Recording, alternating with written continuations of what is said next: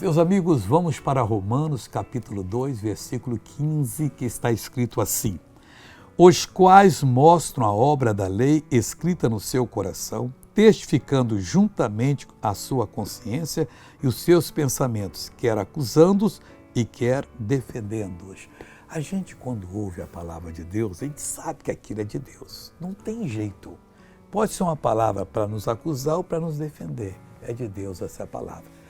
Quem é bom de Deus, gosta do Senhor, quer o favor divino, concorda com o Senhor Deus.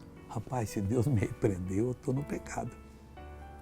Eu não vou ficar mais não, eu vou confessar a Deus. Na verdade, se você tem dúvida em alguma coisa, ora, Senhor Deus, se isso que eu estou pensando é permitido, mostra na tua palavra. Se não for, mostra também que não é. Eu quero a tua libertação e você vai sentir do Espírito Santo. Uma hora dessa, está lendo a Bíblia, você sente, recebi a resposta e Deus abençoe você. Vamos ver uma pessoa que recebeu uma resposta de Deus contar para nós? Há 8 meses eu tive esse tal de chikungunya, né? E o médico disse que eu tinha ficado com sequela de reumatismo nas articulações. Certo. Mas eu não aceitei até hoje. Cheguei aqui para levantar, foi uma agonia, né? Agora, olha... E para andar, como é que você chegou andando aqui? Eu cheguei bem um pouco normal, mas doendo, né? As articulações, tudo, agora sumiu tudo.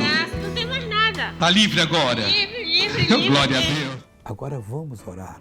Pai, eu clamo a Ti agora. Oh, meu Deus, eu peço por essa vida que precisa muito de Ti.